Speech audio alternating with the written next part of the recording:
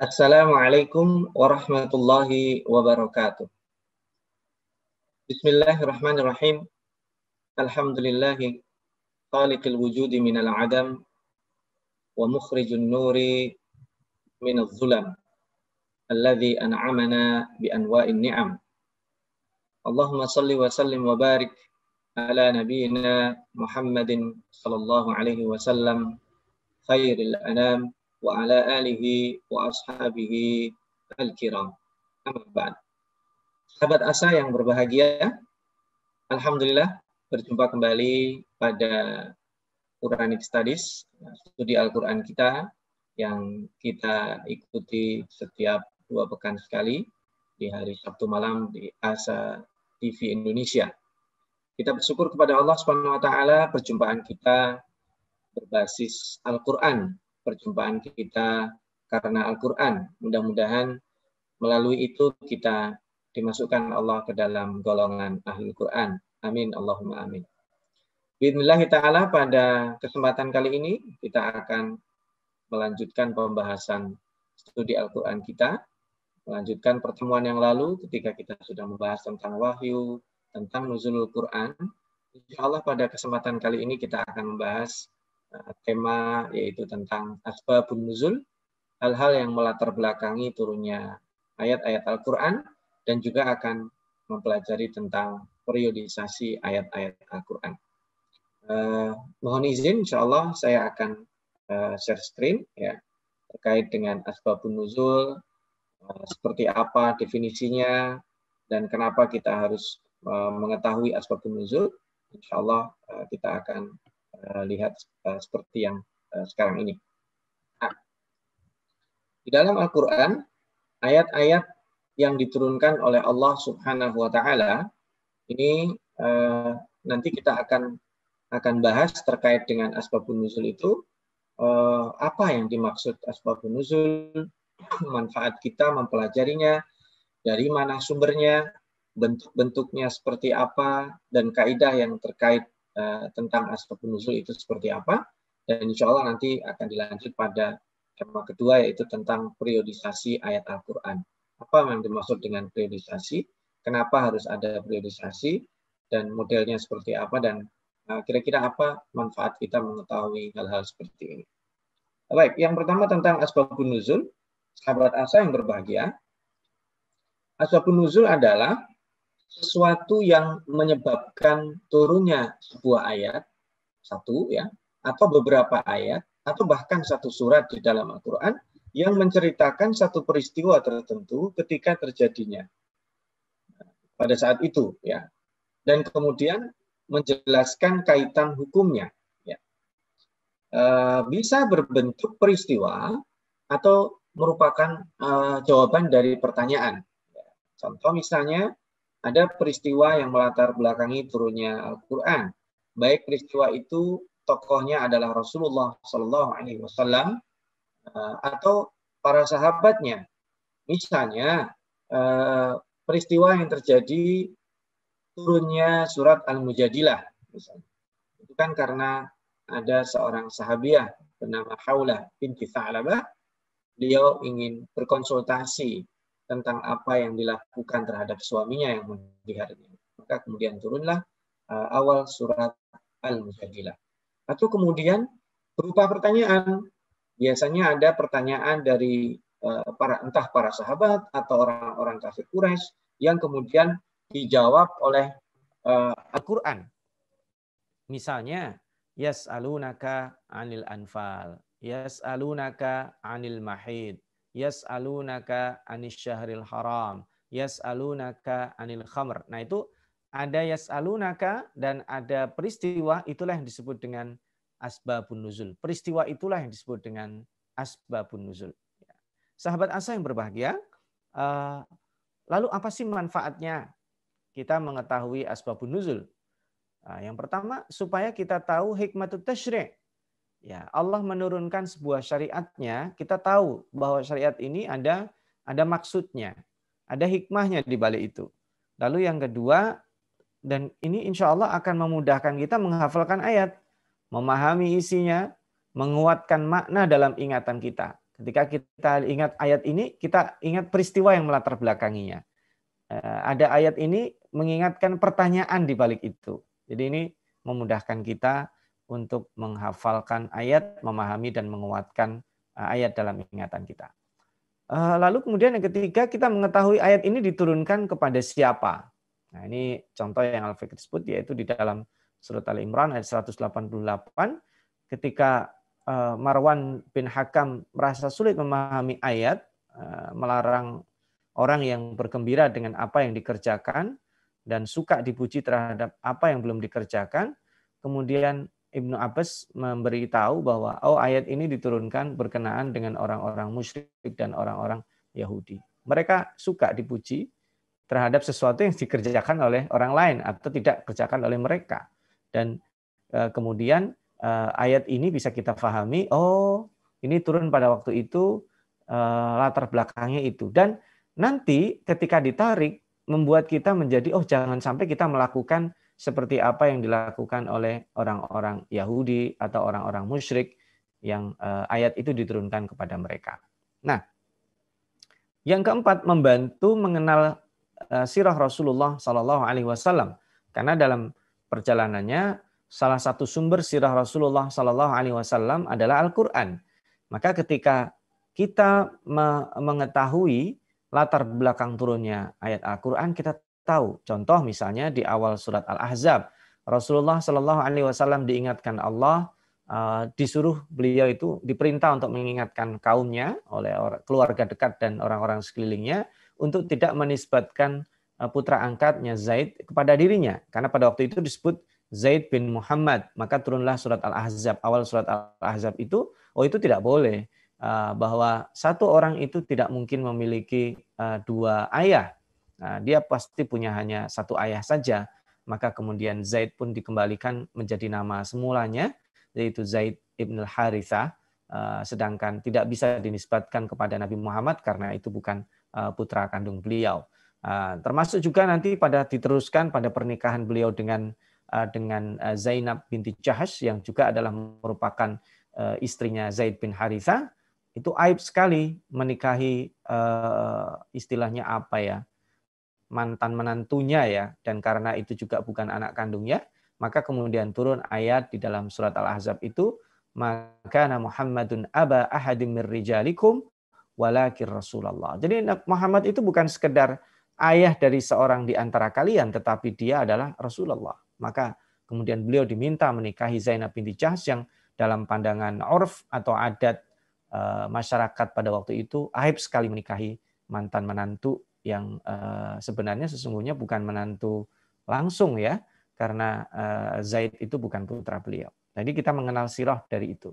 Lalu kemudian kita meneliti periodisasi ayat. Jadi kita tahu nih ketika ada dua ayat yang berbeda hukumnya, misalnya tentang al-khamr misalnya ya.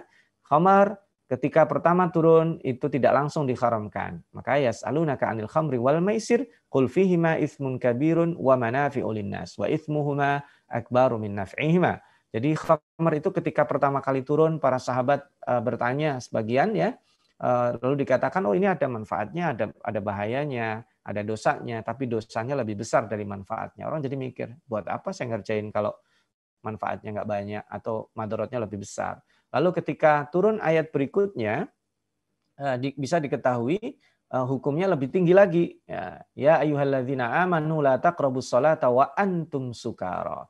Jadi jangan kamu dekati sholat kalau kondisi kamu mabuk ya. Mabuk karena minum tadi itu, khamr ya. Nah, ini periodisasi ini menunjukkan bahwa hukumnya ini lebih tinggi, dan sehingga kemudian pada hukum final di surat Al-Maidah disebutkan innamal khamru wal maisir, itu khamr dan maisir itu merupakan perbuatan setan yang harus dijauhi. Istanibuh. Jadi sudah tidak ada tawar-menawar mau sholat atau mau nggak sholat, itu sudah hukum final gitu. Nah, ini manfaat kita mempelajarinya. Lalu bentuk-bentuknya seperti apa? Yang pertama, bentuk asbabun nuzul itu bisa pertanyaan atau perbedaan pendapat, seperti perselisihan antara Aus dan Khazraj ya, yang hampir terjadi pertumpahan darah. Ini masih di dalam surat Ali Imran. Allah Subhanahu wa taala memberikan pesan keras kepada kaum Aus dan Khazraj ya, bahwa kalau mereka bertikai ini sama dengan kembali kepada masa-masa jahiliyah.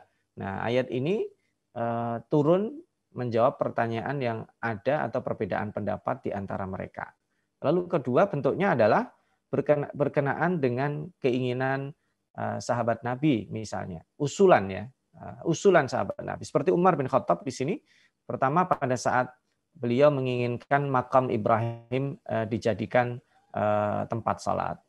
Takhidhu min maqami Ibrahim musalla di surat Al-Baqarah 125. Lalu kemudian ayat hijab di 53 itu kan Umar bin Khattab ini geram karena istri Nabi itu diantaranya pada saat keluar mereka kadang digodain oleh orang-orang jahil ya, maka kenapa tidak memakai pakaian lebih tertutup lagi ya, maka turun ayat hijab ini. Lalu kemudian istri Nabi yang cemburu termasuk putri beliau, maka turun surat At-Tahrim ayat 5 dan terkait dengan tawanan perang ya. Terkait dengan tawanan perang yang beliau lebih memilih ya, Rasulullah SAW lebih memilih pendapatnya Abu Bakar As-Siddiq. Nah, masih ada beberapa bentuk lainnya. Jangan kemana-mana dulu sahabat Asa, insya Allah kita akan lanjutkan setelah pariwara yang berikut. Menuntut ilmu adalah sebuah jalan yang akan mengantarkan manusia pada kemuliaan. Dengan ilmu, manusia mendapatkan panduan untuk berpikir dan bertindak. Untuk itu, Asa TV Indonesia menghadirkan Pustaka Asa, sebuah ruang pembelajaran sistematis bersama para pakar di bidangnya. Quranic Study Series, Quranic Life, Prophet Manner, dan berbagai bidang keilmuan yang dibahas dengan cara menyenangkan. Pustaka Asa hadir setiap Sabtu jam 19.30 waktu Indonesia Barat, hanya di Asa TV Indonesia.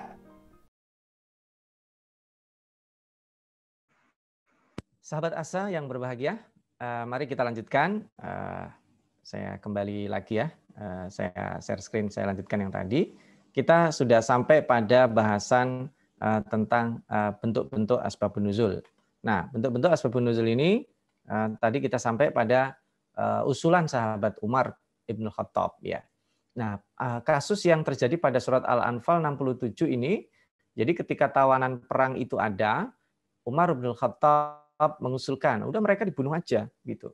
Tapi kemudian Abu Bakar mengusulkan, oh jangan ya Rasulullah, mereka ini kita bagi beberapa item, beberapa klasifikasi.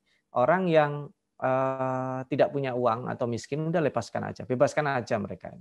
Lalu kemudian orang yang kaya, punya uang, mereka harus nebus. Orang yang bisa membaca, menulis, ya, mereka mengajarkan kepada kita yang sebagian tidak bisa baca tulis ya. Jadi kita manfaatkan mereka. Lalu kemudian Rasulullah SAW setelah menimbang beberapa hal, beliau pilih pendapatnya Abu Bakar As-Siddiq dan ditegur oleh Allah Subhanahu Wa Taala. Nah, pada saat ditegur itu Umar bin Khattab datang, dia justru, ya Rasulullah, saya justru ingin sayalah yang ada di posisi itu dan kemudian saya menangis bersama Anda berdua. Tapi kemudian para pakar sejarah dan termasuk mufassirin berpendapat, sekalipun ditegur oleh Allah, itu hikmahnya peristiwa itu sudah yang paling bagus terjadi. Nah, artinya apa? Karena banyak hal di situ. Di antara tawanan perang itu ada Al-Abbas yang nanti juga masuk Islam. Ya, paman beliau yang mohon maaf dalam tanda kutip pada masa jahiliyahnya termasuk pelit karena juga beliau punya harta yang sangat banyak, justru hartanya digunakan untuk menebus dirinya karena yang lain tidak peduli. Di antara tawanan perang itu ada menantu beliau, ya ini kisah lain lagi ya. Kalau kita lanjutkan kita nggak jadi bahas tema tentang ini ya. Suami dari Zainab binti Muhammad Sallallahu Alaihi Wasallam. Jadi kejadian itu sudah yang skenario paling baik, sekalipun mungkin dikritisi oleh Allah Subhanahu Wa Taala. Itu kajian itu silakan nanti bisa kita bahas pada kesempatan yang lain. Lalu ada bentuk berikutnya adalah ada pertanyaan terkait dengan peristiwa masa lalu. Ya, ini yang bertanya bukan sahabat Nabi, tetapi beliau dites lah istilahnya. Orang-orang Quraisy ketika bertemu dengan para ahli kitab pada saat mereka berdagang di Syam atau ketemu dalam perjalanan, di perjalanan tempat-tempat, bahasa kita sekarang di rest areanya lah istilahnya. Mereka menceritakan tentang ada seseorang yang mengaku nabi begini, begini, begini. Ahli kitab itu tahu. Kalau dia nabi, coba tanyakan kamu tentang 3 hal. Yas'alunaka an Dzulqarnain ini. Salah satunya adalah tentang Dzulqarnain. Jadi ditanya tentang Ashabul Kahfi, tentang Rut, tentang Dzulqarnain. Nah, ketika mereka mengatakan tentang Dzulqarnain ini dijawab oleh Nabi, dan ini sabab nuzulnya adalah pertanyaan itu. Nah, ini menjawab peristiwa yang masa lalu. Jadi ngetes ya. Kemudian yang kedua adalah sesuatu yang sedang terjadi, ya, tentang ruh. Ya. Yas'alunaka 'anir ruh. Ya, bertanya tentang ruh. Maka ruh itu adalah keputusan Allah. Kita tidak punya pengetahuan kecuali sedikit saja. Dan yang ketiga adalah yang terkait dengan apa yang belum terjadi, yaitu yas'alunaka 'anisa. Jadi peristiwa yang belum terjadi tentang adanya hari kiamat ditanya, itu merupakan salah satu asbabun nuzul. Nah, ini beberapa bentuk-bentuk asbabun nuzul. Lalu kita ini dari mana sih cara mengetahui asbabun nuzul? Nah, pasti ini adalah sumber rujukan utamanya tentu riwayat yang sahih dari Rasulullah Shallallahu Alaihi Wasallam. Yang kedua adalah mendengar langsung dari sahabat. Yang ketiga menyaksikan langsung keterangan para sahabat yang menyaksikan turunnya tersebut, atau disebut juga boleh dengan kibarut tabi'in. Apa bedanya sahabat dan kibarut tabi'in? Kibarut tabi'in adalah orang yang masuk Islam di zaman Rasul tapi tidak bertemu dengan beliau. Seperti misalnya Abu Muslim Al-Khawlani tidak bertemu dengan Rasulullah tapi beliau masuk Islam di zaman Rasul. Seperti Uwais Al-Qarni atau Al-Qurani, beliau 2 kali ke Madinah tapi tidak berjumpa Rasulullah Shallallahu Alaihi Wasallam.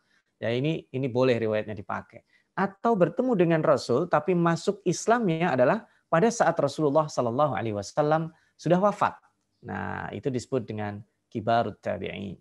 Nah, itu riwayatnya boleh dipakai karena mereka masih bisa mengingat peristiwa yang terjadi pada saat turunnya Al-Quran. Nah, sekarang kita berbicara tentang keseluruhan Al-Quran. Kalau ditanya, apakah ayat-ayat di dalam Al-Quran atau semua Al-Quran itu memiliki sebab turunnya atau sekarang dengan asbabun nuzul? Tentu jawabannya adalah tidak. Ternyata tidak semua ayat di dalam Al-Quran memiliki asbabun nuzul. Kok bisa begitu? Karena Al-Quran bukan buku sejarah. Al-Quran bukan buku peristiwa. Al-Quran adalah buku pedoman.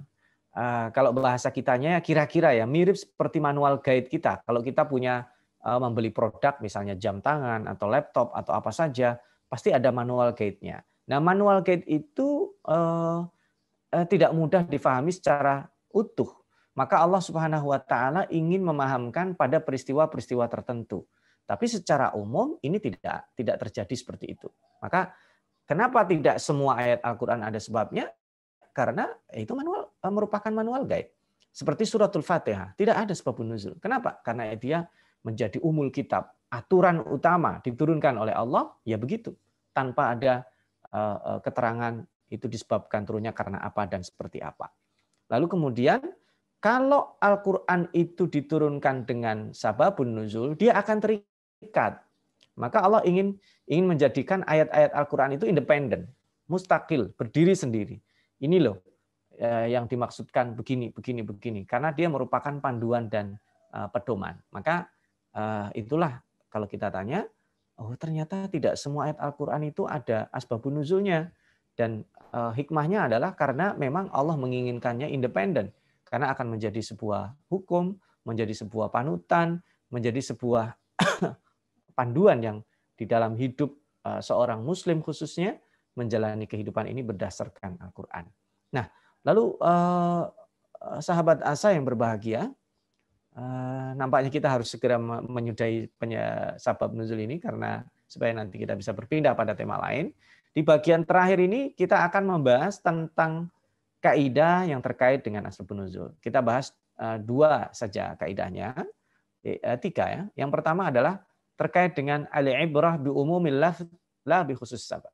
Jadi yang dipakai itu kaidah umumnya, bukan sebabun nuzulnya. Contoh, Misalnya, di dalam surat Al-Hasyr ayat 7, ini terkait dengan sababun nuzul ghanimah dari Yahudi Bani Nadir yang terusir dari Madinah. Ya, di situ bunyi ayatnya, a'udzubillahi minasyaitonirrajim. Wa ma atakumur rasulu fahudhuhu wa ma nahakum anhu fantahu. Apa yang diberikan oleh Rasul, kamu ambil. Apa yang engkau tidak diberikan atau yang ditahan, ya jangan kamu minta, jangan dikerjakan istilahnya.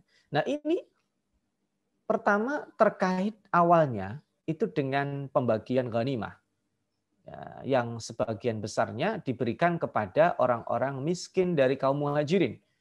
Dan orang Ansar hanya sedikit yang dapat. Ada orang Ansar dapat tapi yang miskin dan tidak banyak. Sebagian besarnya yang dapat adalah orang muhajirin. Maka kalau engkau nggak dikasih, ya jangan minta. Yang dikasih mau banyak, mau sedikit, ambil. Nah ini kemudian menjadi sebuah kaidah umum tentang hujiyatus sunnah. Apa yang datang dari Rasul kita ambil.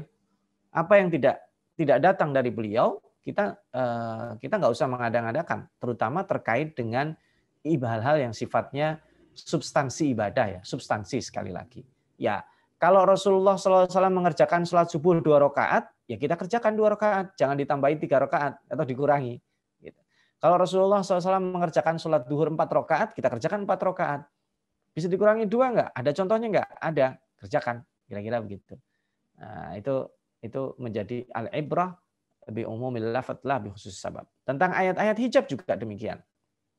Sabab turunnya hijab itu kan pada saat itu supaya tidak diganggu. Dan supaya dikenal. Nah, hari ini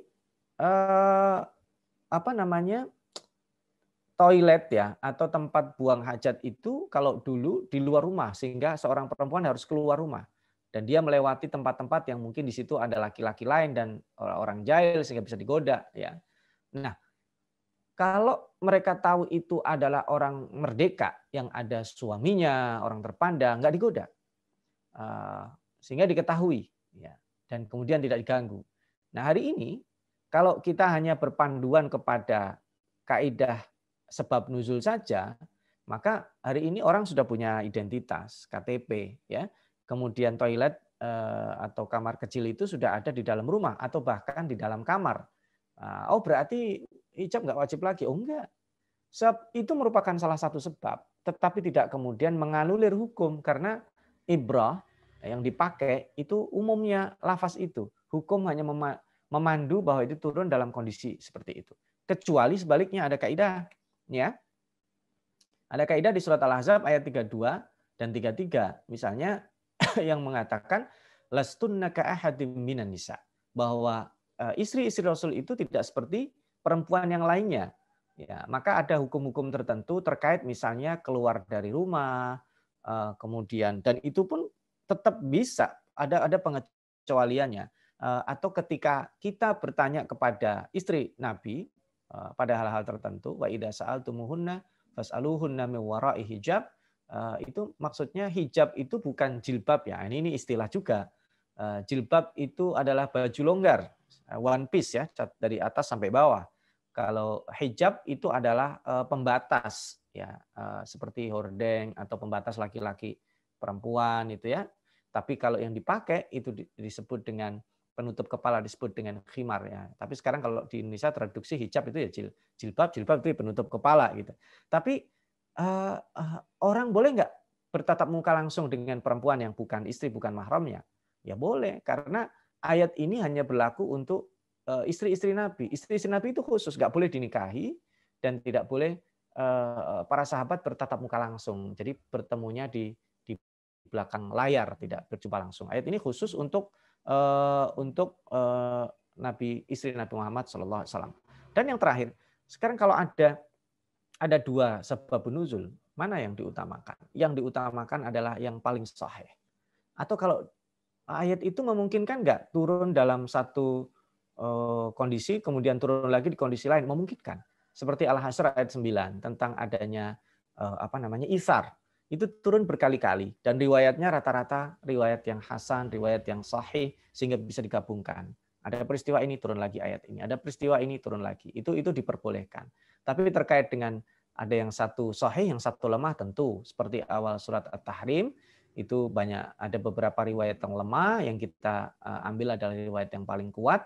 Ketika Rasulullah SAW ditegur oleh Allah Subhanahu Wa Taala karena mengharamkan madu itu sebab nuzul yang paling populer dan riwayat yang sahih. Mohon maaf, kita harus sudahi, sahabat Asa, dan insya Allah nanti setelah break kita akan sambung lagi pembahasan kita tentang periodisasi ayat.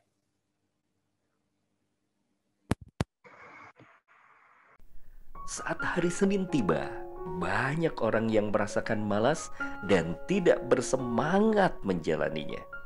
Tapi sekarang tidak boleh lagi terjadi. Tonton saja I Love Monday di Asa TV Indonesia. I Love Monday menghadirkan pembahasan mencerahkan dan aplikatif yang dikemas dalam I Love Myself, I Love My Job, I Love My Prophet, dan satu segmen spesial Solve with Love.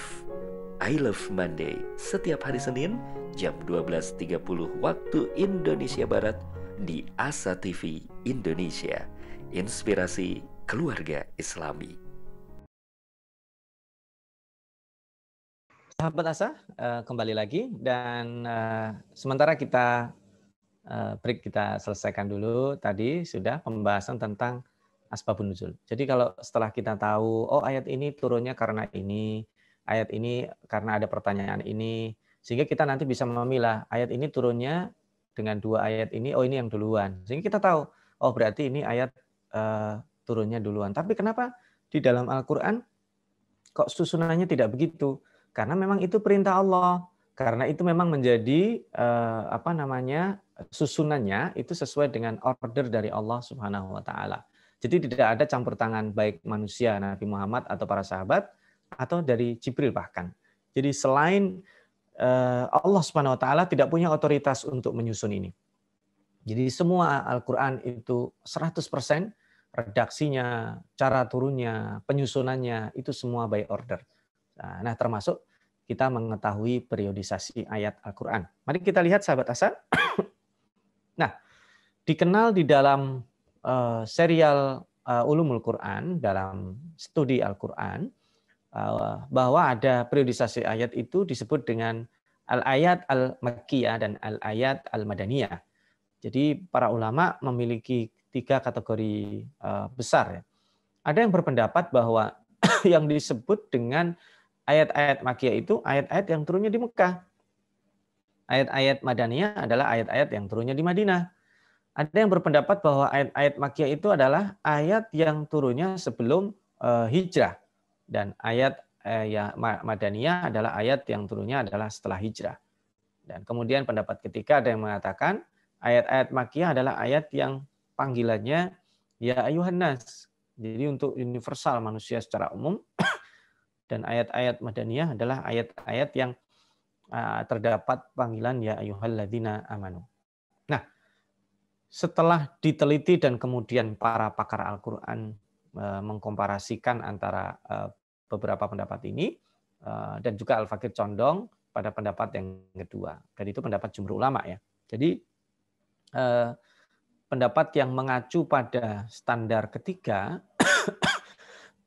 mohon maaf, pendapat yang mengacu pendapat ketiga ini kan terkait dengan panggilan, dan ternyata tidak semua surat atau ayat di dalam Al-Quran terdapat panggilan tersebut. Maka pendapat ini menjadi lemah. Maka kemudian tinggal kita ada 2 standar, yaitu standar tempat dan standar waktu. Kalau kita gunakan standar tempat misalnya, ayat-ayat yang turun di Mekah Makkiyah, ayat-ayat yang turun di Madinah Madaniyah, nanti akan ada kendala bagaimana ayat yang turunnya tidak di Mekah dan tidak di Madinah. Nah, disebut ayat apa itu? Maka kemudian kita memakai standar yang pertama adalah standar waktu. Jika turunnya ayat Al-Quran itu adalah sebelum hijrah, maka itu disebut dengan ayat Makkiyah. Dan jika turunnya ayat Al-Quran itu setelah hijrahnya Rasulullah SAW ke kota Yasrib atau kota Madinah, maka disebut ayat Madaniyah. Jika ini tidak bisa diketahui, baru kita memakai standar kedua. Karena ternyata di dalam buku Ulumul Quran yang terkait dengan Makkiyah dan Madaniyah itu rata-rata menggunakan standar tempat. Tetapi tidak semua ayat Al-Quran itu bisa diketahui tempatnya. Maka kita perlu kombinasikan ayat ini turun sebelum hijrah atau setelah hijrah. Itu dulu. Kalau tidak diketahui ayat ini turunnya di Mekah atau di Madinah, itu baru kombinasi antara keduanya itu kita bisa mengetahui dengan detail ayat Al-Quran ini periodenya ada di periode apa. Nah itu sahabat Asa.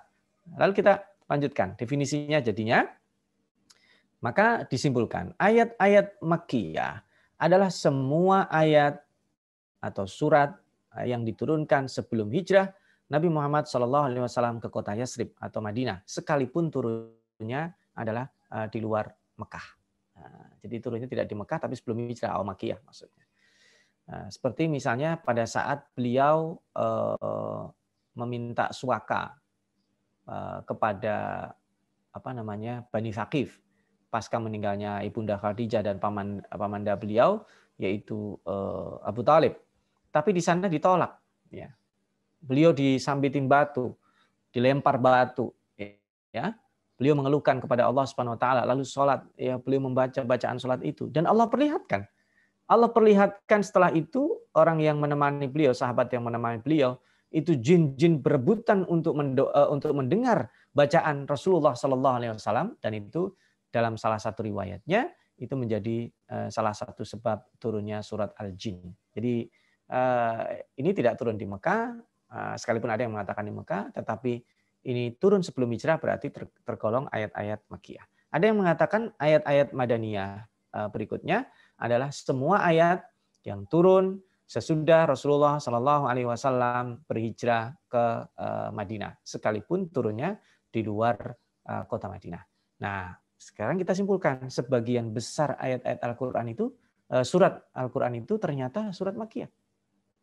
Ada 80 surat Makkiyah. Dan sisanya hanya 34 saja surat yang terkategorikan sebagai surat Madaniyah. Dan ayat-ayat Makkiyah itu sebagian besarnya kisah-kisah Al-Quran itu ada di dalam ayat-ayat Makkiyah. Dan nanti insya Allah jangan terburu-buru sahabat Asa, kita insya Allah akan bahas secara spesifik lagi nanti bahasan terkait dengan kisah-kisah Al-Quran. Ini sebagai mukadimah saja. Jadi sebagian besar surat Makkiyah itu tentang doktrin beriman kepada Allah dan beriman kepada hari akhir. Dan itu penyampaiannya itu dirangkai dengan kisah-kisah para nabi. Nah, sekarang kita mengetahui pola-polanya misalnya. Pola-pola atau doabit dari surat atau ayat Makkiyah. Yang pertama, basisnya adalah pengokohan akidah, terutama tentang keimanan pada hari akhir, proses-proses hari akhir. Jadi cerita-cerita tentang hari akhir, penamaan-penamaan tentang hari akhir, itu biasanya terkait dengan surat-surat Makkiyah. Kalau kita temukan di dalam Al-Quran, penamaan tentang hari akhir itu 20 lebih ya. Al-Fakir perlu merujuk lagi secara exactly-nya berapa. Al-Quran ada disebut Al-Qiyamah, Al-Qari'ah, Al-Waqi'ah, Yaumut Tanad, Yaumut Talaq, Yaumul Khuld, Yaumul Akhir. Ada penamaan yang sangat banyak sekali di dalam Al-Quran. As-Sa'ah, ya, At-Tammatul Kubra. Ada banyak penamaan itu secara tematik, itu rata-rata adalah ayatnya hampir semuanya, kalau tidak dikatakan semua, itu merupakan ayat-ayat Makkiyah. Karena dia merupakan pengokohan tentang keimanan pada hari akhir. Lalu yang kedua ada pembuktian secara rasional terkait dengan bukti-bukti Allah Subhanahu wa taala sebagai zat yang layak dituhankan, dan terdapat kisah-kisah Nabi seperti yang tadi Al-Fakir sampaikan, karakternya seperti apa.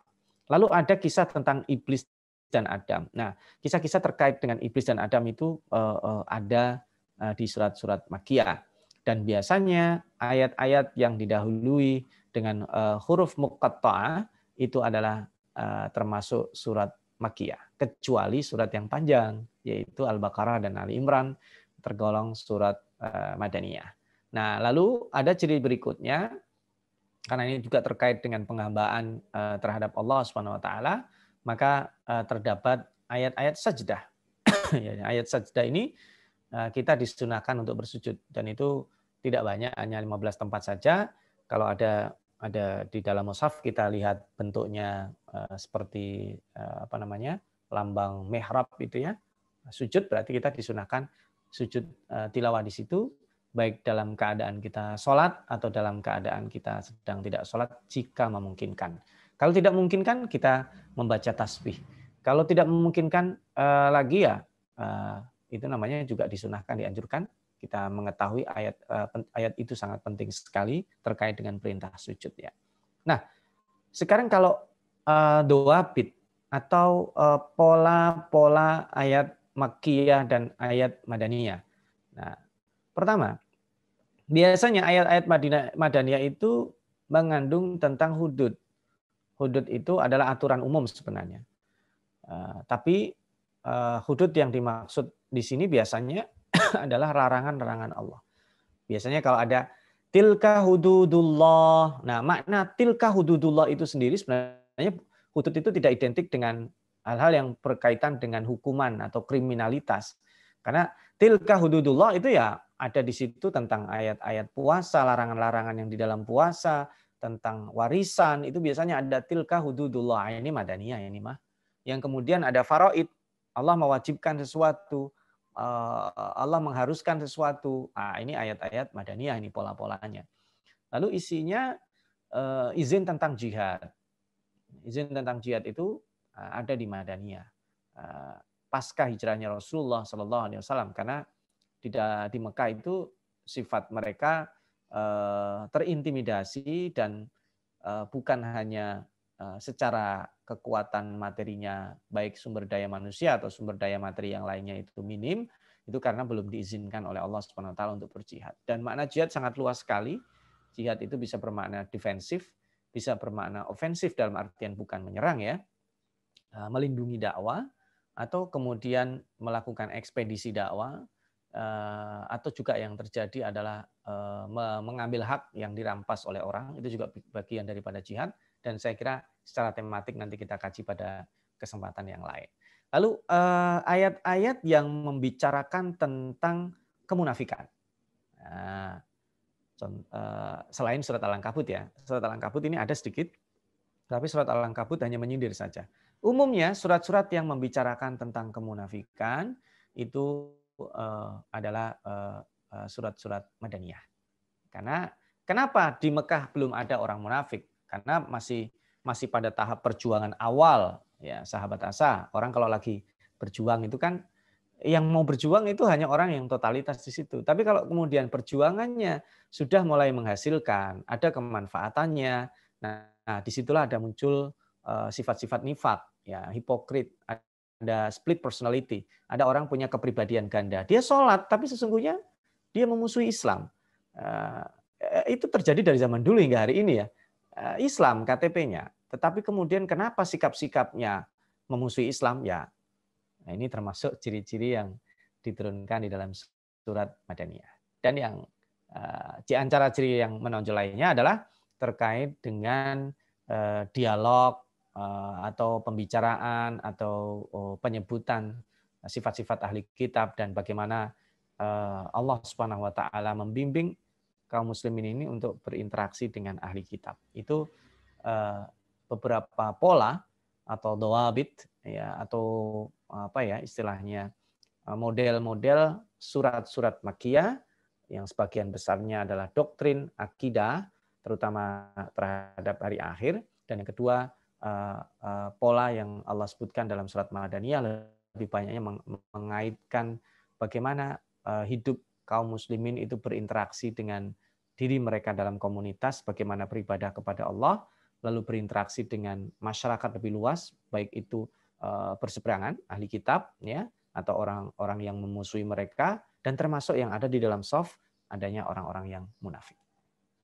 Sementara itu dulu sahabat Asa, bi'idznillah ta'ala nanti insya Allah akan kita lanjutkan setelah break yang berikut.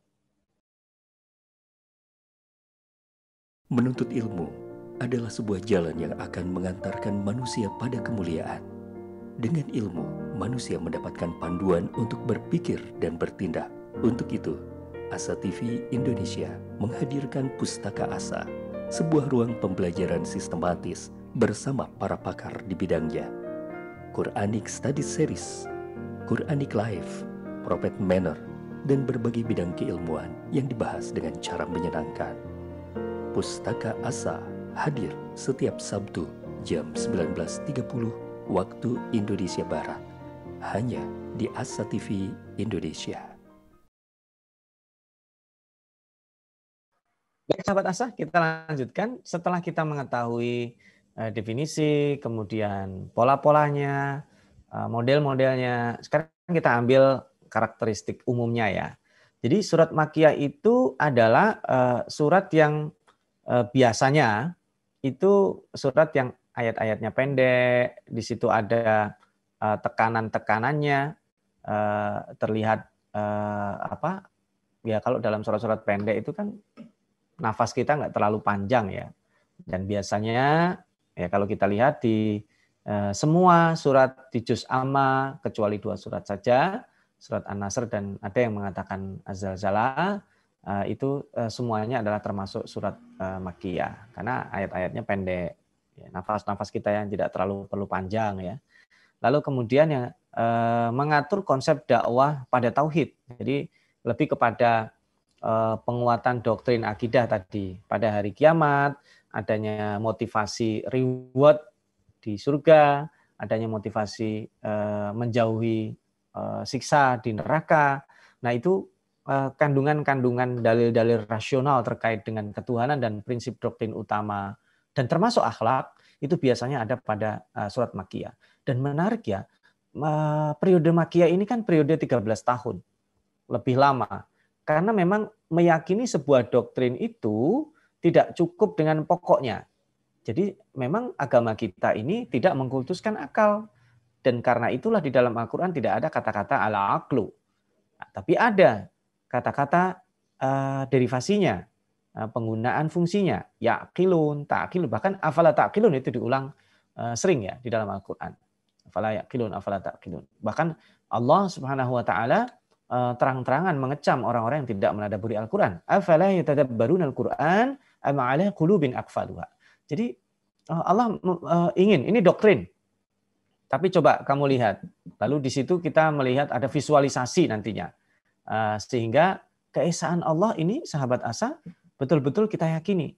Contoh misalnya ketika Allah Subhanahu wa taala menyebut angka yang paling banyak dalam Al-Quran Al-Wahid. Nah, menurut Imam Al-Ghazali, Al-Wahid itu alladzi la yatajazza, yang tidak terbagi-bagi, wala yusanna, yang tidak ada duanya.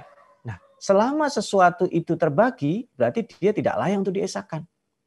Kenapa? Karena dia berarti materi. Saya punya makanan, bisa saya bagi buat saya, buat anak saya, buat istri saya. Berarti ini bukan Tuhan. Sesuatu yang terfikir terbagi, berarti bukan Tuhan. Lalu kemudian la yusanna, tidak ada duanya. Kalau dulu pernah kita melihat misalnya Mike Tyson di zaman nggak ada duanya, tapi pada faktanya kemudian ada yang lebih hebat dari itu. Ada Valentino Rossi misalnya. Hebat di zamannya, tapi sekarang sudah nggak pernah menang misalnya. Kemudian ada sebutlah siapa. Jadi kemudian kita kebayang bahwa sesuatu yang layak dituhankan itu bukan materi. Karena kalau materi dia pasti bisa terbagi, pasti ada duanya.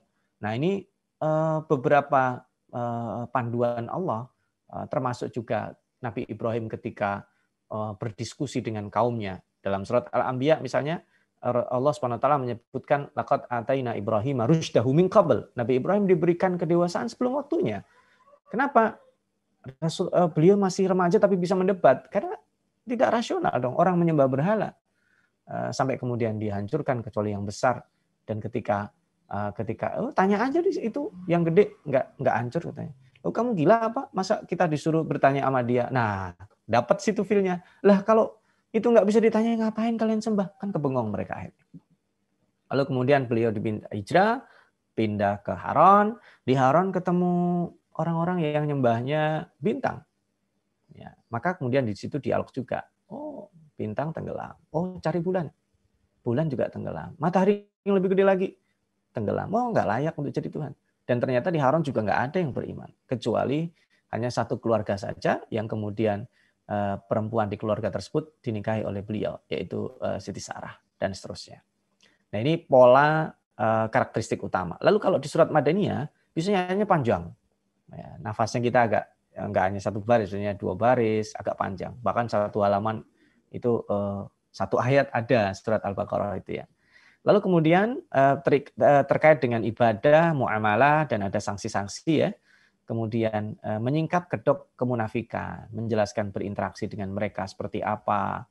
Karena begini, menarik ya. Orang-orang munafik itu tidak pernah sekalipun disebut orangnya. Tidak pernah. Tidak di Quran, tidak di hadis. Kalaupun ada biasanya itu cenderung pada satu tokoh saja, yaitu Abdullah bin Ubay bin Salul saja. Dan itu pun perlakuan beliau Rasulullah SAW kepada Abdullah bin Ubay khusus.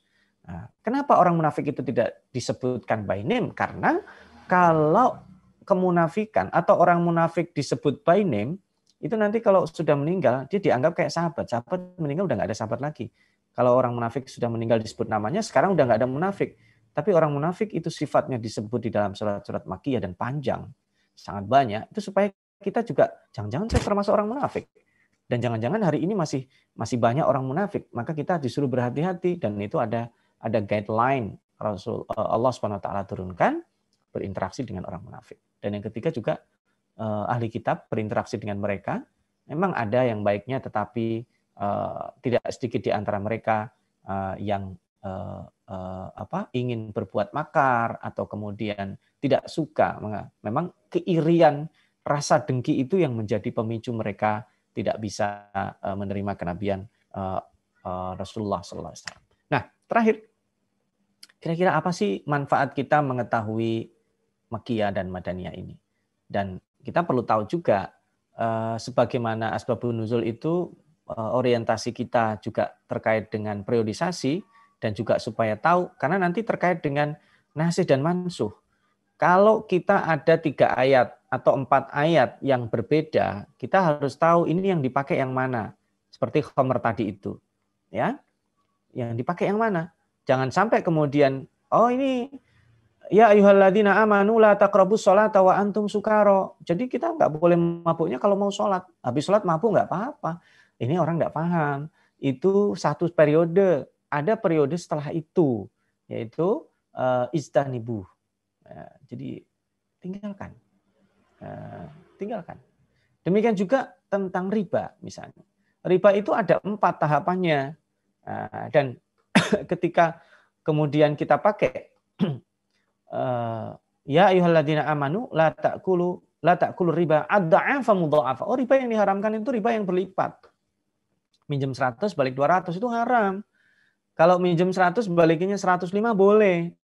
Ayat dalilnya ayat ini Ali Imran. Oh, salah. Karena ayat itu baru periode ketiga. Ada periode keempat yang menjadi final. Ya ayyuhalladzina amanu taqullaha wa dharu ma baqiya minar riba. Sekalipun 1 sen kalau akadnya riba ya harus dijauhi. Sehingga kita tahu, oh ini temanya begini. Gitu. Nah, termasuk juga ada yang mengatakan nanti kita mengetahui penetapan syariah, sejarah penetapan syariah. Ya. Ketika di Mekah diwajibkan bagi umat Islam dan juga Rasulullah SAW qiyamul lail, turun surat Al-Muzammil itu. Ya ayyuhal muzammil, qumil laila illa qalila, nisfahu, awin qus minhu qalila, auzid alaihi warattil Qur'ana tartila. Itu kan menyebutkan diwajibkan sampai ayat 19. Tapi kemudian ayat 20 ini menurut sebagian ulama atau tidak sedikit dari para ulama turunnya di Madinah. Merevisi yang tadi itu, bahwa sholat malam itu tidak diwajibkan. Ya, inna rabbaka ya'lamu annaka taqumu adna min thulutsayil laili wa nisfahu wa thulutsahu wa ta'ifatun minal ladzina ma'ak, dan seterusnya. Jadi kita tahu penetapan syariat.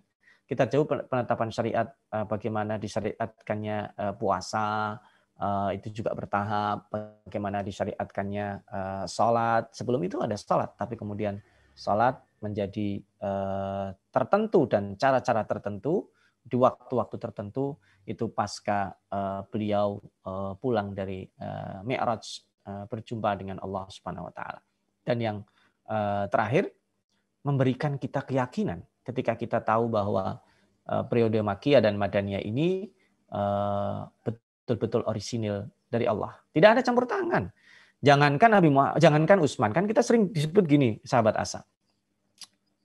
Kalau kita lihat beberapa Islamic Studies, beberapa baru tadi malam Al-Fakir melihat satu dialog head to head di di salah satu stasiun televisi yang menghadirkan narasumber. Judulnya dia profesor Muslim, tetapi pemikirannya aneh karena beliau percaya kepada Nabi Muhammad tapi nggak percaya kitabnya. Kenapa? Karena dianggap kitab itu merupakan sebuah produk budaya yang dihasilkan oleh Utsman dan para sahabat, jadi tidak orisinil. Nah, ini salah. Dan insya Allah nanti kita akan bahas pada saat kita membahas tentang otentisitas Al-Quran dan sejarah mushafnya nanti insya Allah. Nah, ini kenapa? Karena nggak ada campur tangan kok, baik sahabat ataupun Nabi, apalagi orang-orang setelah itu. Jibril pun tidak punya kewenangan untuk punya campur tangan. Ini begini-begini, itu hanya perintah dari Allah. Jibril alaihissalam, malaikat yang mulia itu hanya menjadi postman saja. Maka Rasulullah SAW sendiri tidak bisa. Dan itu terbukti loh. Salah satu asbabun nuzul surat Al-Kahfi kan itu. Rasulullah SAW ditanya oleh orang-orang kafir tentang Ashabul Kahfi. Beliau menjawab, ya nanti besok saya jawab. Tapi Allah tidak menginginkan itu. Kamu harusnya nggak begitu. Besok ditunggu nggak ada. Besoknya lagi nggak ada. Sabtu Minggu nggak ada. 2 pekan sampai di hampir memasuki pekan ketiga, turunlah ayat wala taqulanna li syai'in inni fa'ilun dzalika ghadan illa ayyasha Allah. Jangan kamu katakan sesuatu pastikan besok kecuali bertanya insyaallah. Ditegur itu justru. Itu menandakan Rasul tidak punya hak prerogatif bahwa ada pertanyaan, oke saya jawab. Ada pertanyaan, oke saya jawab. Tidak. Wa ma yantiqu 'anil hawa in huwa illa wahyu yuha. Dikuatkan di surat An-Najm, semua yang dikatakan Rasul dan dilakukan terutama setelah beliau menjadi Rasul adalah bimbingan wahyu dari Allah Subhanahu wa taala. Sahabat Asa yang berbahagia, tanpa terasa kita sudah harus mengakhiri, dan sebelum berakhir sebagai lesson learn, pelajaran yang kita bawa pulang. Yang pertama, sebagian ayat Al-Qur'an terkait dengan asbabun nuzul ya, itu sekali lagi ada sebab nuzulnya, tetapi sebagian besarnya tidak ada. Kalau ditanya kenapa? Ya karena Al-Quran bukan buku sejarah, bukan buku peristiwa. Kemudian yang kedua, sumber rujukan asbabun nuzul itu harus dari riwayat, tidak bisa ijtihad. Kira-kira ayat ini turunnya pada nggak bisa, karena itu riwayat. Kita nggak boleh berijtihad. Turunnya Al-Quran itu adalah dengan adanya riwayat dari Rasulullah dan para sahabatnya. Kemudian yang berikutnya, kaidahnya adalah bahwa asbabun nuzul itu berlakunya adalah umum. Ya, asbabun nuzul ini berlaku umum, sebabnya itu untuk kita memahami saja. Tapi kaidahnya itu hanya berlaku umum saja. Nah, yang keempat, periodisasi di dalam ayat Al-Quran ini kita menggunakan standar waktu. Sebelum hijrah berarti ayat Makkiyah. Setelah hijrah berarti ayat Madaniyah. Nanti kalau itu tidak diketahui, kita rujuk dalam riwayat, oh ini turunnya di Mekah, berarti Makkiyah. Turunnya di Madinah, berarti Madaniyah. Dan yang terakhir, karakteristik periodisasi ayat Al-Quran itu bisa kita lihat melalui pola-pola model kekhususan dari redaksi dan isinya. Mohon maaf atas keterbatasan saya. Dan insya Allah masih ada banyak hal yang bisa kita pelajari dalam Quranic Study Series pada serial berikutnya. Kita berdoa kepada Allah, mudah-mudahan Allah bisa pertemukan kita kembali pada seri berikutnya. Aku qouli hadza, mudah-mudahan bermanfaat membantu kita untuk memahami Al-Quran dan isinya. Kurang lebihnya, kalau ada kata-kata yang kurang berkenan, mohon dimaafkan kepada Allah. Saya beristighfar. Wassalamualaikum warahmatullahi wabarakatuh.